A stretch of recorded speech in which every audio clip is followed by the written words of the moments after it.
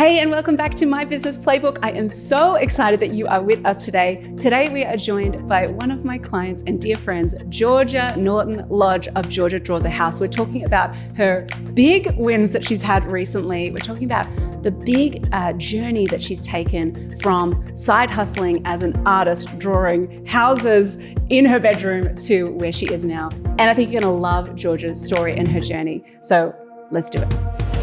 Georgia, I'm so happy that you're here in my studio, hanging out.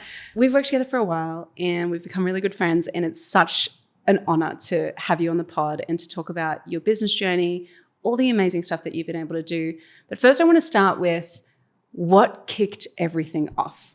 Your business is called Georgia Draws a House.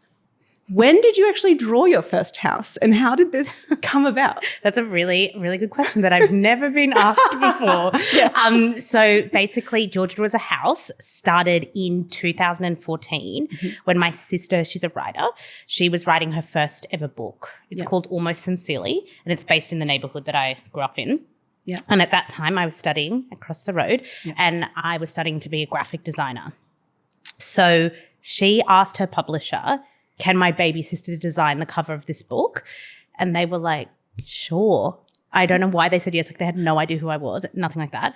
And I signed this contract. I was super excited. I was like, it's my first freelance graphic design gig. I'm so cool. I'm doing a real book. And I thought it would be like grids and typography and beautiful design stuff. And I didn't realize that it had to be an illustrated cover. And at that point, I'd actually never really been a drawer. I never considered myself a drawer at all. And I had a tantrum and I like ripped up the contract and I was like, I'm not doing this. And my mum, who's like a crazy Greek lady, was like, you absolutely have to do this, figure it out. And I was at her house at the time. So I stormed out into the neighborhood where the book is based. So walking around, this is actually how Georgia House came. It's a really shit average story. I was like, what is the easiest thing to draw in this neighborhood? And I was like, the houses, they're just lines. They go this way, that way, this way, that way. So I drew all the buildings that were referenced in the story, like the local school, the local cafe, and eventually I drew my mum's home. And when I drew it, like my drawings are quite wobbly. I got a bit emotional because it felt like childhood. It felt nostalgic.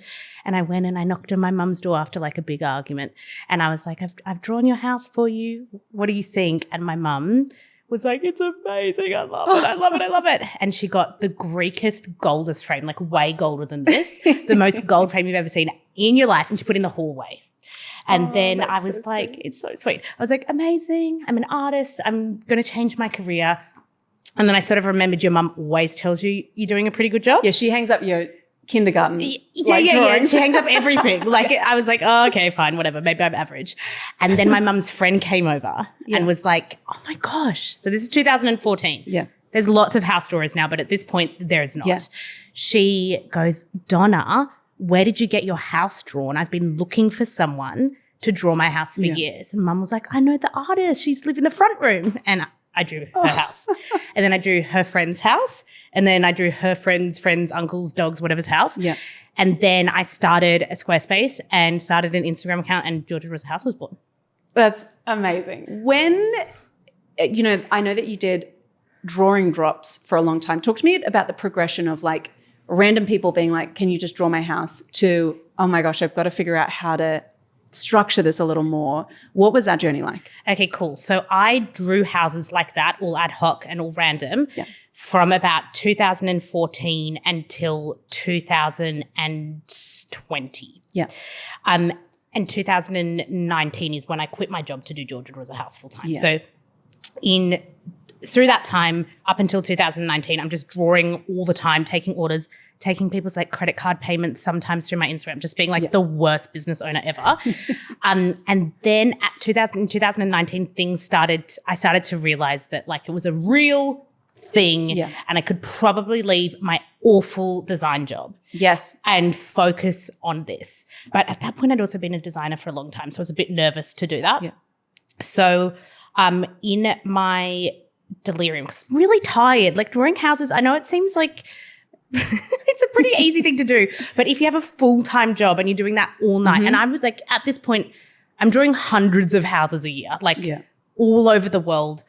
I was really tired. I hated my boss. And in my delirium, I picked up a spray can and I drew the front of my parents' house on the side of their house, this huge mural in Annandale. And there's no art in Annandale. So about 10 days later, the Sydney Morning Herald found a photo of me in front of it and wrote an article that was like, meet the 20-something-year-old saving for a house by drawing yours. Side note, that was Zara McDonald. She was quitting her job at the Domain at that time to start Shameless. Amazing. Wow. Her journey is far greater than mine. Yeah. But they wrote this article and I got thousands of orders. Yeah.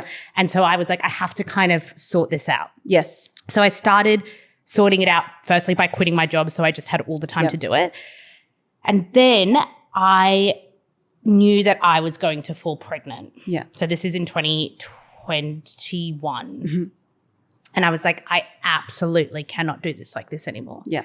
I can't just draw whenever. I have to sort it out. So I did drawing drops, which is basically on the first of each month, I would say it started as there was 10 houses available. There was 20. It got to, I was doing 50 houses a month. And they're quick, but it's a lot of small amounts of money. Yeah. Big to-do list, small amount of money. At the time, it didn't feel like that. I was like, I'm making $15K a month drawing houses. It's pretty crazy. Yeah. I was very, very proud of it. And I did it so that I could manage my to-do list for when I had a baby, but also I was like just delaying my customers' orders for so long because I couldn't keep up with them, but I wanted to keep taking them. So I couldn't say no at this point of time. So it sort of made my to-do list shorter and made their lead time shorter. So it was really great for everyone. Yeah. And as soon as I did it once, it worked. It was like the Coachella of house drawings. They would sell, honestly, I would make it 9 a.m. and they'd be sold by 9:03, 50 drawings. Wow. Yeah. And then I burnt it all down. So, okay, I just want to double click on the you quitting your job because that was such a big moment for you to go, I'm a designer, this is my craft, this is what I've studied to do. And I've got this thing on the side that feels a little bit like, what is this? Like the word is stupid. What you're looking for is stupid. It feels dumb. It does. So talk to me about that tension of, was the quitting the job, did that moment happen when you got the 1,000 orders and you were like, well, I physically cannot deliver? Like, was that the push moment? No. So I knew so basically I gave myself about in 2018, I had already decided I couldn't do it anymore. Yeah. And it was just because the industry I was in, the workplace I was in, like that's a whole nother episode, was like bonkers. Yeah. And I'm bonkers, but not in the way that the design industry is. Yeah. And so I'd already decided and I sort of mapped out this thing for me. I said, I was a senior designer. I had a good salary. Yeah. I was like, I need to match my salary with drawings in order to quit because I was just so risk adverse at the time. I'm pretty young. Like I'm only 28 years old at this point. I'm used to just stability. I've been like taught to climb the corporate ladder. The idea of doing this was a really big shift. So I wanted to match my salary and I wanted to make sure there was enough brand building around me so that the brand existed. And so in that year, by chance or by purpose, who knows, I have me and my sister have written 2 kids' books published by Walker. I've finally get in the Sydney Morning Herald. Like things are starting to pop off. I get a notification to be on the project. Like things are happening. So I'm like, the brand is here. It exists. Yeah. And then I match my salary because of that crazy amount of orders. Like I more than match my salary. So then I was like, it was February. We had just gone back for the work year. I had one day and I was like, peace out. Yeah. We actually sat down and the meeting was so awful. Like, I can't explain. It was like, I was like, maybe I'm going to do this. I'm not sure. And I sat down and this person sat the design team down and had a PowerPoint presentation of how much time everyone spends on their phone with photos of them. It was just like this, it was like, I need to leave. I need to start my own business where people are not angry at their stuff, where people like their stuff. Yeah. And so it was a very big, pivotal, it was a pivotal moment because it was meaningful more than exciting. I was like, I'm going to do something meaningful with my life from this point onwards. Yeah. And that's why I left. And so at this point, you go full-time into Georgia Draws a House. When did when did soft launch your agency come along? Soft launch starts almost at the same time. Right. So I get all that money from that big order, and the first thing I do is hire someone. Yeah. I start them off as an intern from my uni across the road because there was lots of interns, and I had a couple of clients who left my old agency to come with me. Yeah. And so I just had a few branding clients, and that's all I needed. Yeah. And because I didn't even really know I was niching at the time, but I've only ever worked as a designer in the hospitality branding space. So it just naturally happened and people just started coming. Yeah. I love that. Okay. Yeah. So this is really cool. So that's your kind of pivotal moment where you're like, I've got to do this. And then it's like you had that final push in that terrible meeting where it was like, I cannot stay here. I can't. Yeah, I can't be part of this. Yes. I can't. That's why soft launch is called soft launch, because it started as being, obviously, if you run a hospo brand, people do soft launches for their venues, but it was made to be a soft launch for junior designers into the industry as well. Like, come, I'm a nice person. Yeah. I'm not going to bully you. Yeah. That should be standard, but it's not. Come to my workplace. So that meeting makes that happen. Yes. Oh, I didn't know that. I really love that that's part of what the name is. So we met in 2022, 2023. 2023. Yeah. And by this point, you had kind of come to the point. It's like your journey has had like multiple like phases and iterations, but it's like you kind of moved into another phase or season where I remember our conversation so clearly. You were like, I can't do these drawing drops anymore. Yeah. It was like, it was too much. And like kind of unsustainable moving forward. 100%. And they're selling out really quickly. When we chatted, you were like, I know I need to do something more online. Essentially, you had an idea of a course, right? I think I might have had the idea of doing a course potentially, but I'm not sure if I knew that that's what I was going to do before I met you. It was just like, something's got to give. Yeah. Yeah. Since then, you've launched multiple courses since then. Yeah. Digital products. You've pretty much, do you do any drawings anymore? I do drawings still. I do them 3 times a year to keep my brand alive. Yeah. One is for charity in the middle of the year. Yeah. One is at this crazy Christmas market, which is so much fun. And I do like pay what you want drawings. Yeah. And one is at the beginning of the year, just to keep it consistent, because something that I believe is that I never, though I know now the tap's never going to turn off. Yeah. I survived COVID as a hospitality brand designer because I could draw. Yeah. And because I could teach people to draw. So I like having the multiple revenue streams, and I don't want anything to fully be deceased. Yes. So I keep it alive. Also, it's like the foundation of the thing. of everything. Yes. Yeah. Yes. But I definitely don't do 1,000 a year. Yeah. Yeah. Yeah. Okay, cool. Talk to me about what were the big shifts that when we started working together, because so much has changed since then. So much has changed. So much. It's like so freaking exciting. But talk to me about what that journey has looked like for you since then. Yeah. And to now. So basically, if my whole journey's in 3 parts, it's like I'm this art school artist that's giving it a red hot go and does really well without realizing. Yeah. Then I become this, what I think is a really good businesswoman, because I'm getting so much work and it's so popular, and I hire a team and I've got a design agency running and I've got Georgia Draws a House, and I just working all the time and getting very drunk on Fridays and just that living kind of just a 9-to-5 life. And then I have Tilby, and then I try to do the same for a while, but I can't. And then I meet you and I'm like, what can I do to leverage all this brand building that I've done without having to draw another bloody house? And I think I always knew that people wanted to learn art business from me, because that is those worlds just do not really meet ever, especially for women.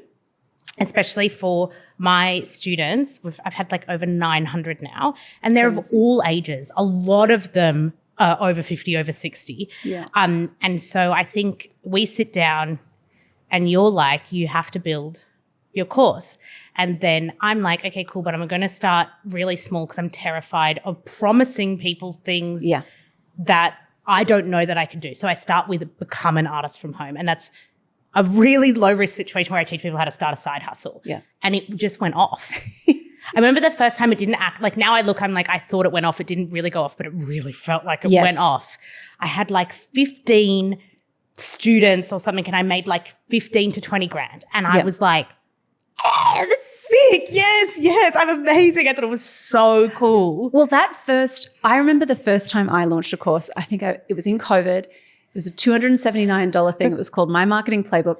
I made 37 grand. Yeah. And I remember being like, I went to my family dinner and I was like, I just made 37. I feel like I've stolen money from people. Like I had this wave of imposter syndrome when I first launched a thing and got paid. That still to me is one of the most exciting paychecks I've ever had, because 100%. It was like I built something once and people paid me, like I didn't have to deliver it again. Like people just paid me money for the thing that I built. Yeah. And for my thoughts. Yeah. It's like crazy. That's crazy. And so that 15, 20K paycheck is like. It's insane. Also, it's insane. Like relative to, so I think what I had said or what I decided with you was that I would give myself again a year to match the income I made from drawings with digital courses. And if I couldn't achieve that, I would shut Georgia Draws a House down. Wow. Because I couldn't do it. Keep going. And I could focus on I could see the other path that I could do. Yeah. I didn't want to do that. Like Georgia Draws a House is my invention. Like it literally fell out of my butt. And like it just happened, and that's so cool. Yeah. A design studio is cool, but any designer can do a design studio. And so I think it took me like maybe 2 launches to make that happen. Yeah. And then I was like, great, done. I'm just doing this forever. And what I love about you is that in each iteration that you've mentioned, like the 3 kind of phases of the business, you've kind of made like a bet with yourself, and it's like, I've got to match what I made in my salary and then I'll quit my job. I've got to like be able to do my drawing drops so that I can stop just permanently always be drawing. Yeah. And then I've got to match my drawing income with a course. And so I love that you've just kind of set yourself these challenges and put a gamble on the table in a way. 100%. You have to. And I think the way I was able to do that is because you were like, you have to stop working Fridays. Like you have to give yourself space to rest, reset. Otherwise you'll just be like on the churn and burn. And I call it like the hamster wheel of achievement. Like you just keep going. Yeah.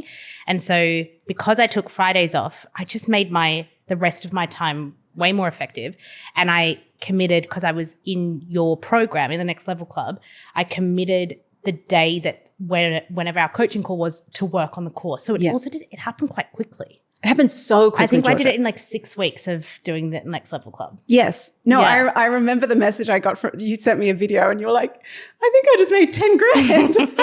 So funny. And that was like 6 weeks after like you started, which is incredible. So you've just celebrated a big win. Yes. Can you tell us the big win? Yeah. That's happened? This year, without working Fridays, without ever working past 4:30, without working all summer, like not January, not December, and taking my family on a 1-month tour of Europe where I did not check my emails. I did not know what was happening in the business. So I only worked 9 months. I had my first $1 million year. Which is just insane. Like I started drawing houses, you know. I think it just shows that just start, because you don't know where it's going. Yeah. You just don't know. And I think I was really scared as an artist to be seen as like a money hungry whore. Yeah. Basically. Throughout the process, so I've been doing programs for 2 years now, using like, I didn't know anything about courses before I met you. I didn't know what Kajabi was. I didn't have an email list. Like I learned all that during our time together, and using all those tools, like the programs have brought in on their own like over $700,000. Yeah. I'm in a launch right now, and like within 2 days, it's like $85,000. I'm like, how the fuck is this happening? Yeah. But I realized, so back to my main point, was because there's a starving artist theory and there's all the things you're told, it's hard to even be seen as someone making money. Yeah. It's not actually hard. That's all in your head. So it sort of was off-putting. That's why it started as a side hustle thing. And now it's secret artist business. And it's, women making hundreds of thousands of dollars learning from me. Yeah. It took me a while to realize the impact that I was making. I could get the testimonials. I could get, oh my God, I made $40,000 in 2 days. Oh my gosh, I've quit my job. Oh my gosh, my life has changed. No one has seen me until I've done secret artist business. Like my world, I get this is life changing every single day in my DMs, but I couldn't hear it. Yeah. It took me so long. And as soon as I learnt to accept it, then everything changed again. That's how I think I made $1 million. Yeah. Because I was not ashamed of it. There was something wrapped up in maybe it's an artist trying to do marketing. I couldn't connect those things. Mm-hmm. So I don't think I was embarrassed. I'm a very confident person. I don't know what the word is. Maybe it's a bit of hidden shame. Yeah. As soon as that shared, yep, that's how I got to $1 million, I think.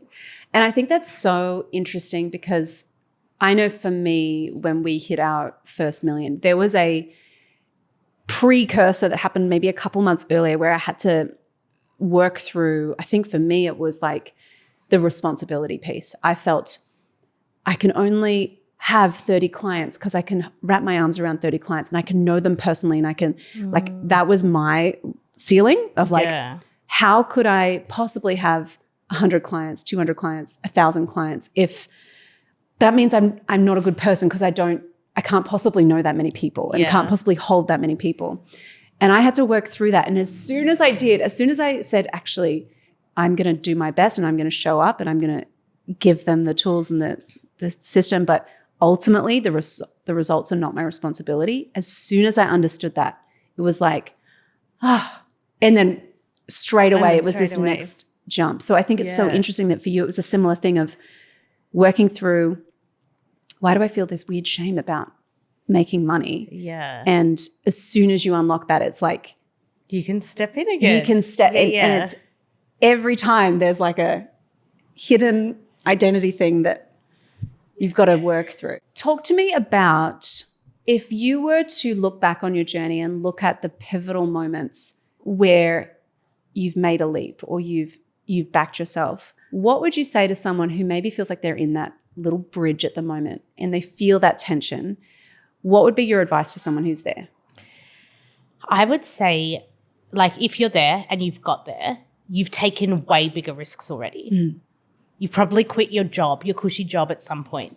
Yeah. You, if you're a female of a certain age, you may have tried to have a baby. You may have not had a baby. You may be there's a lot of, you probably lost friends before. Mm. You might have had fight with important family members. You've done crazier stuff in your life than walking across this little bridge for probably a small amount of change to begin. So just walk across it and take the risk, because if you don't, you're just where you are now. Yeah. That's all. So just try. And also you might suck. Yeah. That's fine. Mm. I once spent $5,000 printing merch because I thought I was so cool and the Georgia Draws a House brand was awesome and everyone was going to buy it, and I cannot even give it away. Right? You do sucky, stupid stuff. It's fine. Yeah. Yeah. And you didn't know that your first business was going to turn you into where you are now. Yeah. You can't have, I think that's what people ask me for this all the time. Which one of these things will work?